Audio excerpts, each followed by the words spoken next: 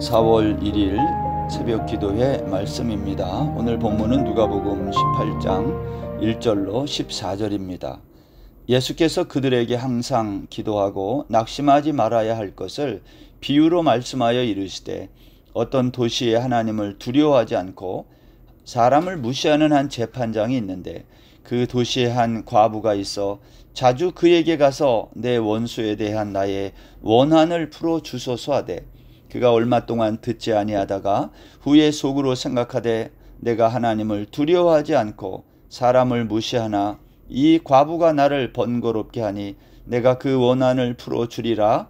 그렇지 않으면 늘 와서 나를 괴롭게 하리라 하였느니라. 주께서 또 이르시되, 불의한 재판장이 말한 것을 들으라. 하물며 하나님께서 그 밤낮 부르짖는 택하신 자들의 원한을 풀어주지 아니하시겠느냐? 그들에게 오래 참으시겠느냐? 내가 너희에게 이르노니 속히 그 원한을 풀어주시리라. 그러나 인자가 올 때에 세상에서 믿음을 보겠느냐 하시니라. 또 자기를 의롭다고 믿고 다른 사람을 멸시하는 자들에게 이 비유로 말씀하시되, 두 사람이 기도하러 성전에 올라가니 하나는 바리새인이요 하나는 세리라. 바리새인은 서서 따로 기도하여 이르되, 하나님이여, 나는 다른 사람들 곧 토색, 불의, 간음을 하는 자들과 같지 아니하고 이 세리와도 같지 아니함을 감사하나이다. 나는 일해에 2번씩 금식하고 또 소득의 11조를 드리나이다 하고, 세리는 멀리 서서 감히 눈을 들어 하늘을 쳐다보지도 못하고 다만 가슴을 치며 이르되, 하나님이여, 나 불쌍히 여기소서, 나는 죄인이로소이다 하였느니라.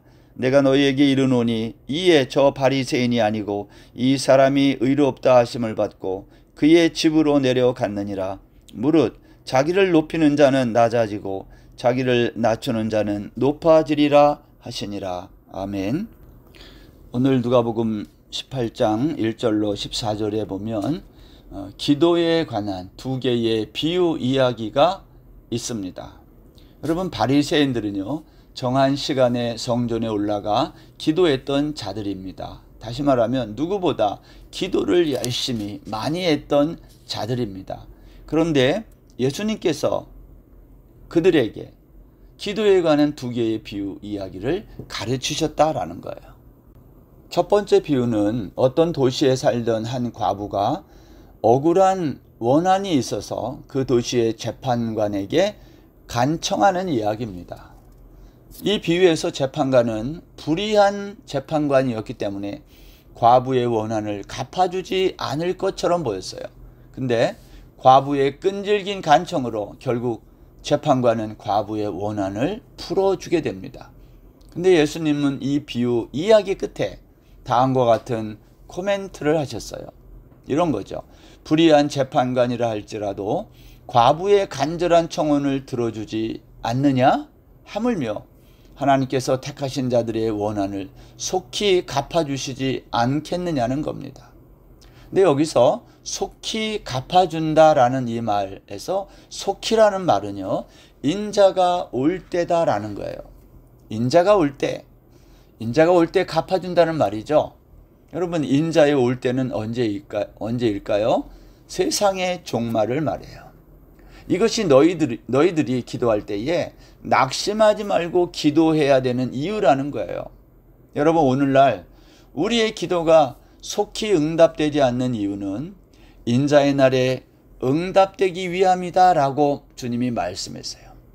우리가 드리는 모든 기도의 제목들이 지금 당장 이루어져야 되는 것이 아니라는 겁니다. 예수님은 2번째 기도에 관한 비유 이야기를 말씀했는데요. 이것은 첫 번째 비유와 다른 점이 있는데, 기도를 통해 뭔가를 얻어내는 것이 아니다라는 거예요. 다만 기도하는 두 사람의 비유를 통해 누가 의롭다함을 얻었느냐에 초점을 맞추고 있어요. 의롭다함을 얻었다는 것은 곧 구원받은 사람을 뜻합니다. 기도하는 태도 하나만 보면 그 사람이 구원받은 사람인지 아닌지를 알 수 있다는 겁니다. 기도하는 태도 하나가 어떻게 구원 여부를 분간할 수 있을까요? 여기 보면 두 사람이 성전에 기도하러 올라갔어요. 한 사람은 바리새인이고 다른 한 사람은 세리였어요. 바리새인의 기도하는 태도를 보면 그는 서서 따로 기도했고, 기도의 내용은 나는 다른 사람들 곧 토색, 불의, 간음하는 자들과 같지 않고 여기 기도하는 세리와도 같지 않음을 감사합니다 라는 내용이었어요. 바리새인은 일주일에 2번씩 금식을 하고 소득의 11조를 드린다고 그랬어요. 여러분, 종교적으로 매우 신실한 모습이 아닐 수 없어요. 우리 중에 여기에 있는 바리새인처럼 일주일에 이틀씩 금식하고 소득의 11조를 꼬박꼬박 드리는 사람이 얼마나 될까요? 거의 없을 겁니다. 여러분, 그렇게 신실한 이 바리새인의 모습과 비교해서 반면에 세리의 태도는 멀리 서서 감히 눈을 들어 하늘을 쳐다보지 못하고 가슴을 치며 기도했다. 기도의 내용이 뭡니까? 하나님, 나를 불쌍히 여겨주세요. 나는 죄인입니다. 여기 13절에 보면 나는 죄인이로소이다 라는 이 말은요, 한마디로 하면 나는 죽어야 마땅한 자입니다. 그런 의미 아닙니까? 세리의 이 기도 내용과 비교할 때에 바리새인의 기도 내용은 나는 살아야 마땅한 자입니다. 이런 의미가 되는 거예요. 바리새인이 기도한 모든 내용은 다시 말하면 나는 죄인이 아닙니다 라는 말이죠. 이제 우리는 여기서 예수님이 이 두 사람의 기도에 대하여 뭐라고 말씀했는지를 주목해 봐야 합니다. 14절입니다. 내가 너희에게 이르노니 이에 저 바리새인이 아니고 이 사람이 의롭다 하심을 받고 그의 집으로 내려갔느니라 그랬어요. 의롭다함을 받은 사람은요, 바리새인이 아니고 세리였다는 거죠. 예수님의 이 코멘트는 너무 당연한 거예요. 왜 그럴까요? 바리새인은 의롭다함을 받을 이유가 없어요. 왜? 그는 이미 스스로 그가 행한 행위 때문에 의롭기 때문입니다. 의로운데 의롭다함을 또 받아야 될 이유가 없다는 말입니다. 반면에 세리는 의롭다함을 받아야 됩니다. 왜냐? 그는 스스로가 고백한 것처럼 죄인이기 때문이에요.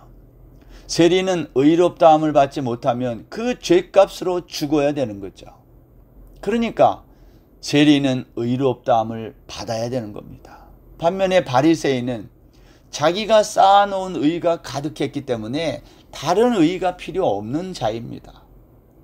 바리새인의 문제가 여기에 있어요. 바리새인들은 자기의 행위로 스스로 의로운 자라고 믿었지만 그들의 의는 완전하지 못한 의라는 겁니다. 로마서 2장 17절 이하에 가면 유대인들은 율법을 자랑했습니다. 그들은 자신을 율법의 선생이라고 스스로 믿었어요. 그들은 남에게 율법을 가르쳤습니다. 그러나 자신은 가르치지 않았어요. 이런 거죠. 도둑질 하지 말라 가르치면서 자신들은 도둑질했어요. 간음하지 말라 하면서 자신들은 간음을 한 것입니다. 그래서 바울 사도가 이렇게 말했어요. 로마서 3장 20절입니다. 그러므로 율법의 행위로 그의 앞에 의롭다 하심을 얻을 육체가 없나니 율법으로는 죄를 깨달음이니라. 여러분, 이 구절은요, 놀랍고도 놀라운 말이에요. 율법의 기능을 잘 설명한 거죠. 율법은 죄를 깨닫게 하는 기능은 있지만 죄를 짓지 못하도록 막는 기능, 즉 그럴 만한 능력은 없다는 거예요. 결국 율법을 가진 자도 율법을 갖지 못한 자도 다 한 가지로 죄 아래서 죽는다는 것입니다. 그래서 하나님은 율법의 의로는 사망에 처한 우리를 살릴 수 없어서 율법 외에 다른 한 의를 우리에게 나타내 보이신 겁니다. 그게 어떤 의죠? 그것은 바로 예수 그리스도의 십자가에 나타난 의입니다. 로마서 3장 21절 22절입니다. 이제는 율법 외에 하나님의 한 의가 나타났으니 율법과 선지자들에게 증거를 받은 것이라 곧 예수 그리스도를 믿음으로 말미암아 모든 믿는 자에게 미치는 하나님의 의인이 차별이 없느니라. 율법 외에 나타난 하나님의 한 의, 십자가에서 나타난 의가 무엇입니까? 사람들은 의 그러면 윤리적이고 도덕적인 개념으로 이해해요. 그러나 여러분, 성경에서 의는 윤리적이고 도덕적인 개념이 아니라 언약 개념이에요. 언약은 두 사람이 같이 체결하는 겁니다. 그리고 언약을 맺은 쌍방이 상호 관계에서 자기가 해야 될 의무와 책임을 다하는 거예요. 그런 점에서 십자가에 나타난 의라는 이 말은요, 관계 언어입니다. 나 혼자 하는 게 아니라 상대방과 함께 각자의 의무와 책임을 다할 때 그걸 의라 그래요. 예수님은 하나님으로서 십자가에서 하나님이 해야 될 일을 다 하셨다는 거예요. 의무와 책임을 다했다는 거예요. 그걸 의라 그래요. 십자가의 의라 그래요. 그래서 예수님은 죽으신 거예요. 그게 예수님이 우리를 위해 하실 일이었기 때문에. 그러면 우리는 무슨 일을 해야 돼요? 하나님이신 예수님이 하신 그 십자가의 일을 우리는 믿어야 되는 거예요. 그게 우리의 의가 되는 거죠. 여러분, 바리새인들은 예수님의 십자가를 믿은 게 아닙니다. 자기들이 스스로 율법을 지키고 스스로 의롭다고 여겼어요. 그걸 율법의 의라 그래요. 그 결과 바리새인은 구원에 이르지 못한 거예요. 그에 비해서 세리는 어떻게 했어요? 스스로 죄인임을 고백했어요. 때문에 의롭다함을 받았다. 성경이 이렇게 말하는 겁니다. 예수님은 기도에 관한 비유 이야기 2개를 이렇게 말씀하시고 끝에 덧붙이셨어요. 14절 이하에 있는 건데요. 무릇 자기를 높이는 자는 낮아지고 자기를 낮추는 자는 높아지리라. 그리고 내일 본문에 있지만 15절부터 어린아이를 보고 꾸짖는 제자들을 보고 어린아이를 불러 가까이 하시고 이렇게 말씀했어요. 어린아이들이 내게 오는 것을 용납하고 금하지 말라. 하나님의 나라가 이런 자의 것이니라. 하나님의 나라가 이런 자의 것이라는 말은요, 세리 같은 자, 어린아이 같은 자, 이러한 사람들이 하나님의 나라의 백성이 된다라는 것을 말씀하고 있는 거예요. 이런 자란 앞에서 말한 원한을 풀기 위해 비록 불의한 재판관이지만 원한을 풀어줄 때까지 찾아가는 자입니다. 왜냐? 자신의 억울함을 풀어줄 사람은 재판관 한 사람밖에 없기 때문이에요. 바리새인들은 그렇게 하지 않았어요. 왜? 자기가 율법의 의를 행하면 되니까.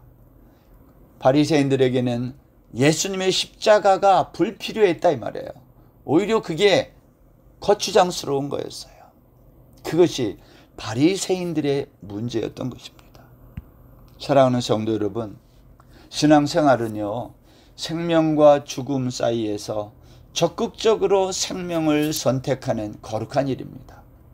어떤 도시에 억울함을 당한 과부, 성전에 올라가서 가슴을 치며 나는 죄인입니다 라고 고백하는 세리, 부모님의 손에 이끌려 예수님에게 나오는 어린아이처럼 이들은 모두 예수 그리스도의 십자가를 믿음으로 받아들여 의롭다함을 얻은 하나님의 나라 백성인 거예요.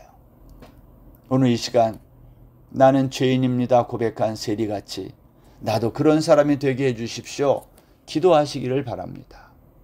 과부와 같이 낙심하지 않고 기도하는 사람이 되게 해주십시오. 기도하는 우리 모두가 다 될 수 있기를 주의 이름으로 축원합니다. 기도하겠습니다. 하나님, 억울한 일을 당한 과부처럼 가슴을 치며 나는 죄인입니다 고백했던 세리처럼 우리도 주님 앞에 믿음으로 나와 기도하고 겸손히 기도하는 우리 모든 성도들 되게 하여 주옵소서. 예수님의 이름으로 기도드립니다. 아멘.